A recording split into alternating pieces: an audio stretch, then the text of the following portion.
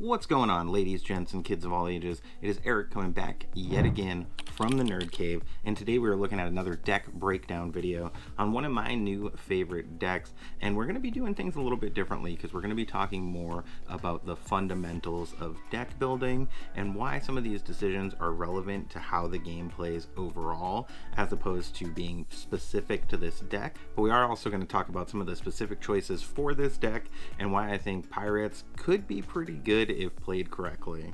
Before we jump into that, I do want to talk about the giveaway. So let's cut to the top down view. I am giving away this Madam Mim and Merlin playmat. We're actually going to be giving away 2 of them, so if you haven't yet got entered to win, now is a great time. And if you want to check out the details, I'll drop the link to that video in the description below, and I'll throw it on screen at the end of this video.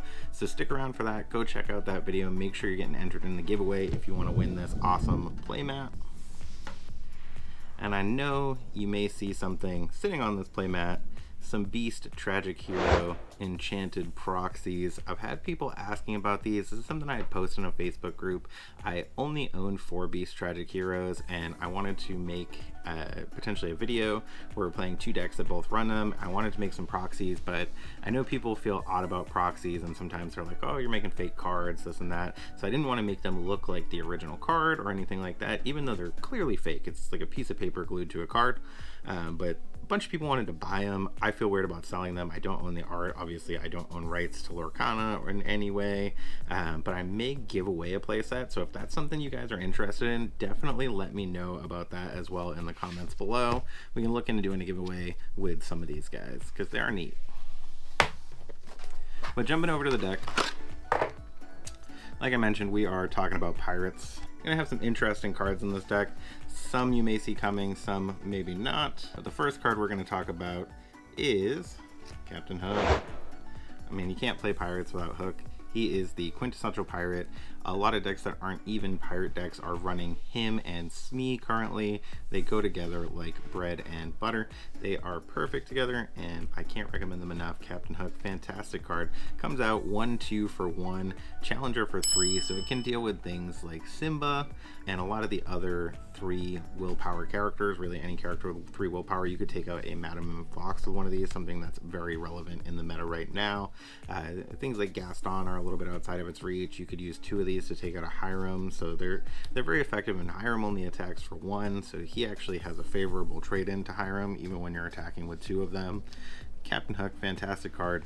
When it comes to the fundamentals of deck building, you always want to have a decent curve of 1-drops, so I would say most decks are going to run at least 8 1-drops, sometimes 10 or 12. If you're really heavy aggro, maybe even more than that. So the next card we have in this deck, not a card I'd recommend for every deck, but it is something that we're playing a 4 of in this deck, and that is the Bayou Location. As you could guess, I may be playing a certain pirate that benefits from locations in this deck, and the Bayou is great with him. It's also a great way to cycle out cards that are uninkable and to cycle out the next card that we play, and that's another thing with the fundamentals of deck building. You always want to be thinking about those synergies, so how are your cards going to kind of work together? Are you going to benefit from that ability? Are you going to get multiple triggers? It's going to be important to think about. But we are playing 4 Jolly Rogers. Jolly Roger is very good in this deck because it is pirate focused. Jolly Roger is going to give your pirates rush, and they can move here for free. So that's fantastic combination of abilities to move other characters there that aren't pirates. It does cost 2, which is kind of expensive. So there are definitely situations, especially late game, where you don't want this. So being able to filter it with a card like Bayou that lets you draw and discard a card when you quest with a character that's on that location can be hugely helpful. But the Jolly Roger definitely is an MVP with things like Captain Hook. Giving your Captain Hook rush makes him a big surprise to the opponent. Playing a 1 of Nottingham. It's 1/6. 6 is hard to out, especially on turn 2. So when you're just trying to get that additional location down and start kind of getting some lore, get something out there for John Silver, Nottingham is a great option. And one of our actions in the deck, we're running 2 Teeth and Ambitions. The reason for this is if you are going Captain Hook, and then Smee. Smee has 3 health. He's not going to ping himself for 1 damage if you have Captain Hook on the board, so you can Teeth and Ambitions him favorably. You can even sing it with him, targeting himself to take something off the board.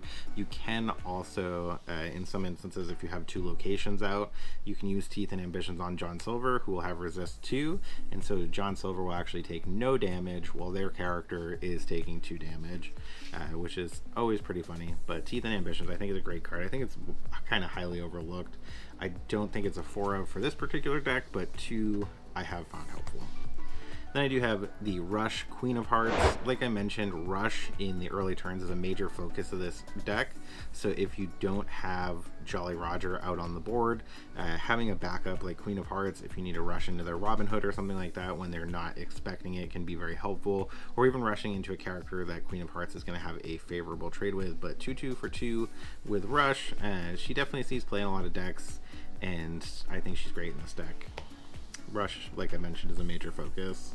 And that's what I mean when I say you want your cards to synergize well, is you want to be able to hit what you're trying to do, even if you're not hitting it perfectly. So having a backup plan with any deck build is always going to be highly, highly helpful. Then we do have Mr. Smee. Talked about him, can't say enough good things about him. This was a card I jumped on 4 foil copies of pretty much immediately when he was like a 20-cent card, and honestly, no regrets. Mr. Smee, fantastic.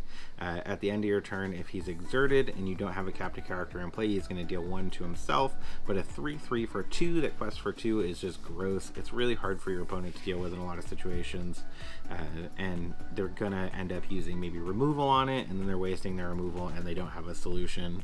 For the next card we're going to talk about, and the majorly important reason for this deck's success and why I think the deck can be really competitive, is John Silver. This card just really brings the deck home. In certain situations, he can become almost like a Bell Strange but special, where he's questing for an absurd amount, and not only that, but he's also getting resist for the same amount. So in a situation where you have 3 or 4 locations on the board, he is going to have resist equal to that amount of locations and lore equal to that amount of locations, or plus lore equal to that amount of locations. If you have 3 out, he's going to be questing for 4, and he's going to be resist 3, which is incredibly difficult for an opponent to deal with. We've seen how difficult Cinderella can be for people to deal with just resist 2. John Silver with resist 3 gets really gross at that point. And this is again what I mean about synergizing the basic functions of your deck. This deck is focused on locations, therefore John Silver functions great with locations. There are some other cards in here that function with locations, but the Pirates obviously work with the Jolly Roger. The Jolly Roger then works with John Silver. It does also give John Silver Rush because he's a pirate. So kind of synergizing as many of those cards together as you can is always important. And again, you want to have a healthy curve. So you play a few 2-drops, you play a good amount of 1-drops, a few 3-drops. Usually I'm at like 8 to 10 3-drops. This deck is a little heavier on the 3-drops. But the next card we do play, another location. This is Agrabah. Agrabah is going to net you 2 lore at the beginning of every turn. I went to 3 Agrabah and 1 Nottingham, which only nets you 1, simply because Nottingham costs 1 less. And it does actually have 6 willpower, which can be a bit of a difficult spot for your opponent. 5 willpower can sometimes be a little easier for them to take out quickly. So I found that 3 Agrabah and 1 Nottingham was really where I wanted to be. Nottingham also gave me the opportunity in some instances to play something else with it, but Agrabah is still just really good, so I didn't want to go too heavy on the Nottingham. Then we have one of our removal cards. I went with Smash over Strength of a Raging Fire because you don't always have a ton of characters on board. And also, Ursula has become kind of prevalent in the meta, the 2-drop Ursula Deceiver, ripping songs out of people's hands. So I figured if I'm playing a non-song instead, like Smash, she can't do that successfully. Bare Necessities can still take it, but Smash coming in dealing 3 damage for 3 ink can be great to get those Ursula Deceiver Evolves off the board, Ariel's off the board. If you're going first, you can take out their Robin Hood before they're going to shift. There's all sorts of things you can do with it. You can take out the early game Cinderellas, you take out Simbas.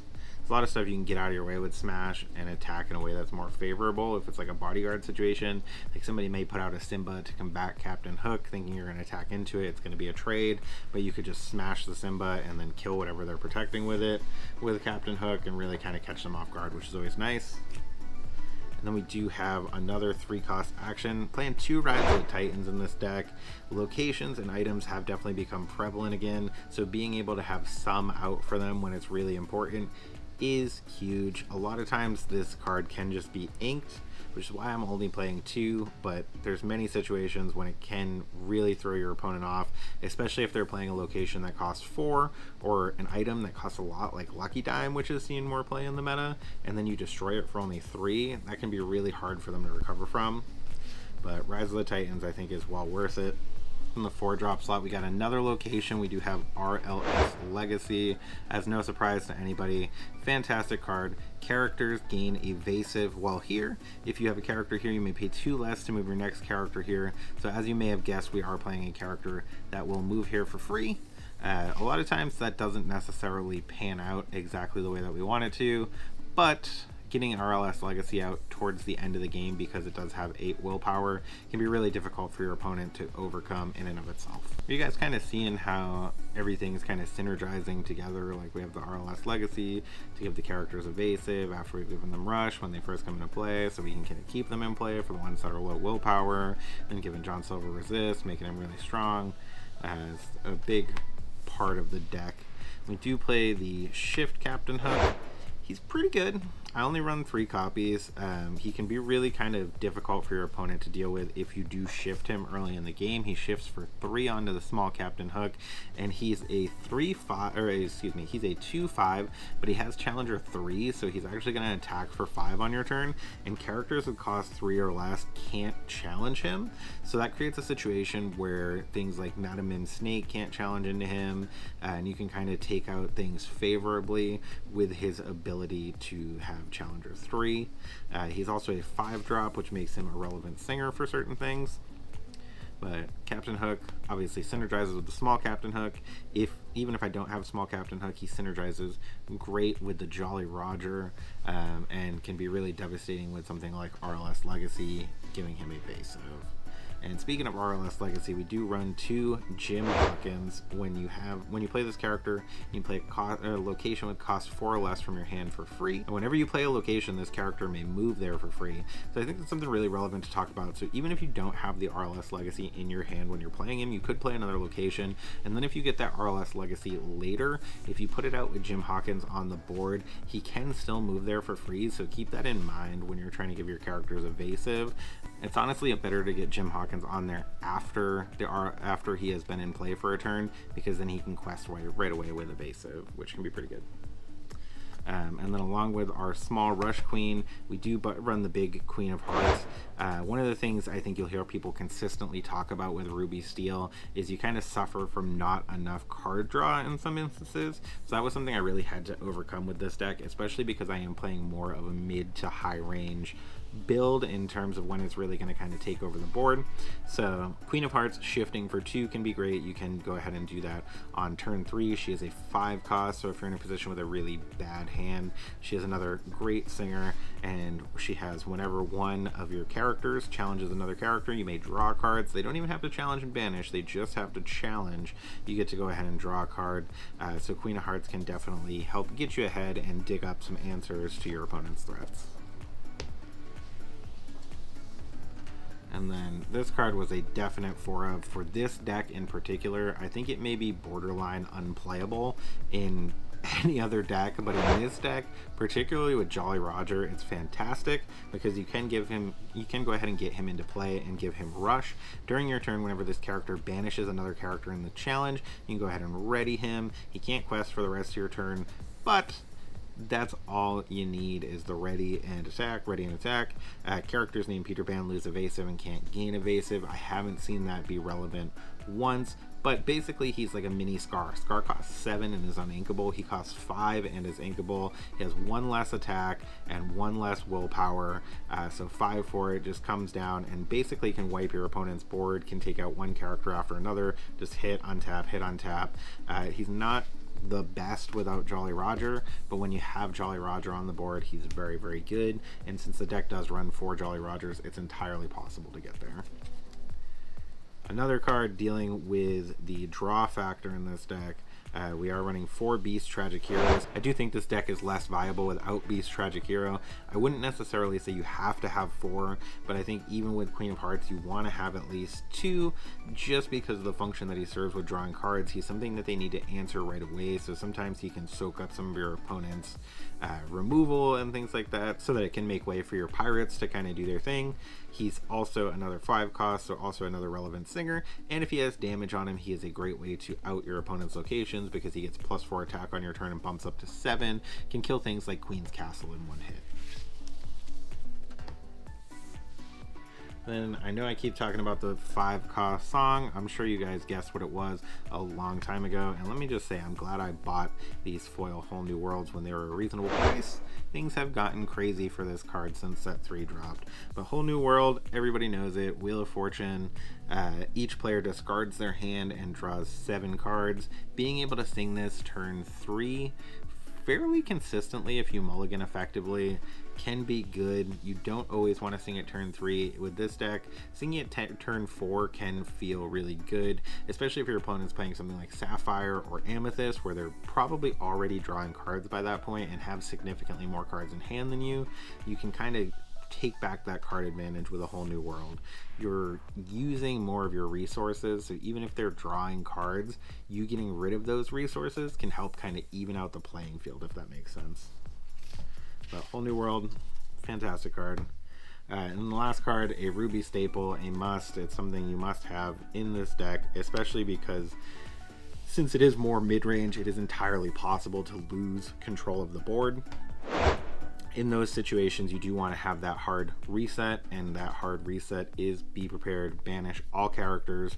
It's also fantastic in a locations deck, because if you have a few locations on the board, Be Prepared is not banishing locations, so you are keeping those in play. You're going to continue to gain lore while your opponent's characters are getting wiped, so even if you're in a position where you can't play Be Prepared and then establish board after, just having locations out before you play it can kind of give you the same effect.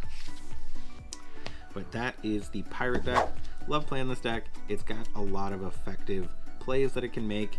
It is focused on a, like I said, a slow curve into the mid-range, so it plays a little bit different than your typical aggro deck, but it can bring big aggro threats right at the beginning with Smee and Captain Hook to keep your opponent from trying to quest into you, because they're gonna lose in non-favorable trades in a lot of situations. Again, I mentioned Ursula is relevant in the meta now, being a 1/3. Captain Hook has a favorable trade into her, so there's just a lot of good cards early in the game in this deck. Do I think it's going to be the next big thing over any other deck?